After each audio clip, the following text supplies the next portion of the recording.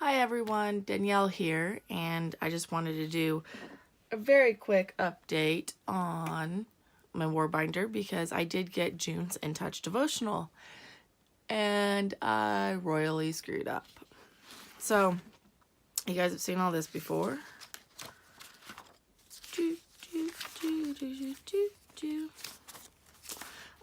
Sorry. Bible study notes. Okay, so we flip through here. This is actually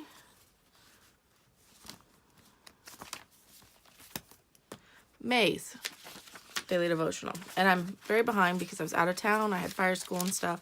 So I am currently doing 2 Bible studies a day to try to catch back up, which I should actually finish right on time. Yay me. Okay, so we flip back through April. I did not have an In Touch devotional. And then I randomly have January's because they sent it to me, which I'm very grateful for. Don't get me wrong. But then here's the screw up. Do you see the size difference there? I was originally going to put it in a happy planner. And I have a punch. It's not the greatest punch. It did not work out very well and I was not happy with it. And then I got to thinking that the only reason I wanted to switch to the happy planner is because I felt like this one was getting too full. And it is starting to get rather chunky. It is. And I have not figured out how to fix that yet. And I'll show you here. It's like, come here. Lottie-dottie, everybody. So all of that, can you see that? All of that? That is a pretty fair thickness there. That's taking up a fair bit of room inside of my Carpe Diem here. So what I'm trying to do, or what I was going to try to do, is just put this in a happy planner just for my devotions and then continue to take this to and from church for sermons and for Bible study. Sorry, I kind of blinked there for a minute. I do not pre-record. I don't do any kind of script. I don't sketch things out. I just kind of talk. So I'm sorry for that. Anyway, so I cut this down because I only have a small happy planner. Not like the super, I don't know if you guys have seen them. They're itty bitty at Hobby Lobby. I mean, they're like teensy weensy. So not quite that small. Like they're regular small. Can you be a regular small? I'm going to call it the regular small. And actually to cut it down to fit that, it actually cuts just below the bottom line and it fit perfectly. In theory. I can't punch straight. I'm just going to throw that out there right now. I cannot punch straight whatsoever. So, I punched it and I threw it in there. And the more I stared at it, the more unhappy I was with it. Like, it was making me visibly angry. So, because I was so frustrated at my mistake. And it looked awful inside of there. And I was like, I don't want to touch that. Not with a 10-foot pole. Not happening. So I took it out. And I remember Pam from Pam, 22 Pam, on YouTube had said that she had made mistakes in the past, and what a good way to fix it is to take washi tape and tape over the holes and then repunch them. Brilliant idea. It really works. Okay, I highly recommend it. It does kill your washi tape though if you've already punched the entire devotional and retapes it. So in case you're wondering, I went through 3 rolls of washi tape yesterday and 2 of them were like brand spanking new. Had never been used before, which is why you see like this weird tread stuff there. I've got, although this stuff came from Walmart and therefore there was not a lot of it. Where's the other stuff? Okay, so here, right, let me start with the mustache tape.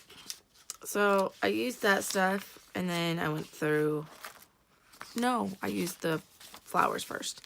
Used this stuff. It was not a very big roll of washi tape. And then I used the flowers and the flowers lasted significantly longer. So if you're getting a roll of washi tape from Walmart and it just came in a clear like zipper pouch that you can put into a binder and it came with stencils, no, magnetic bookmarks, I think. It came inside of it, and I thought it was a cute little thing. and it was only like $1.87. So I picked that up. So if you get that, and it's not super expensive at Walmart, keep in mind that the washi tape is not going to last very long. So that killed all of the flowers, and you can see like there's a little bit left right there. And I did this side before I did the other side because I'm weird like that. Anyway, so because I'd cut them short though, and that explains why this one is kind of bubbly right here. I don't know if you can see that or not, but it is a little bit bubbly. So is this one. I messed up again. And that's actually probably what contributed to this washi tape going through so quick. I had to retape both pages like 3 times because I just used the A5 marker without taking into account on my Rapesco punch, without taking into account the fact that these pages were shorter by like an inch, inch and a half. And by doing so, it caused my holes to not light up. So then I had to tape over it, and I kind of figured out where I wanted to go from there, but I still messed up, so I had to tape over. And like this one actually is not even a full punch. I don't know if you can see that or not. It has like a notch in it. So that was a fail on my part. I did learn my lesson. And should I decide to cut my pages down, I know where to go and how to punch it if I cut my sheets super, super short again, which I don't intend to. I am looking forward to June's In Touch devotional, and I will put the information from their website and stuff down below. If you do not have the June, or if you do not have access to the devotional right away, they do have an app, and I actually used the app for, for the month of April.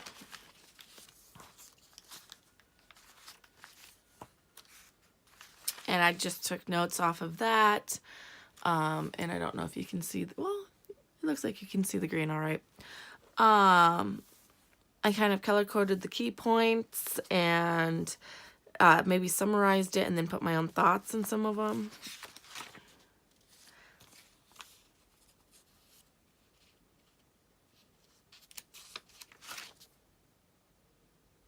And it's not always set up like this, as you can see here. This one was very scribbly. This one was very scribbly. So you can do a lot with the app, even. And it has lots of information and resources. It's easy to follow. And let's say you start today in May, you should still be able to access parts of April, I think. But definitely as you go into June, you will still have access to a lot of the May information. So don't feel bad if you only start today. There's so much information that you can do and different ways that you can do it in.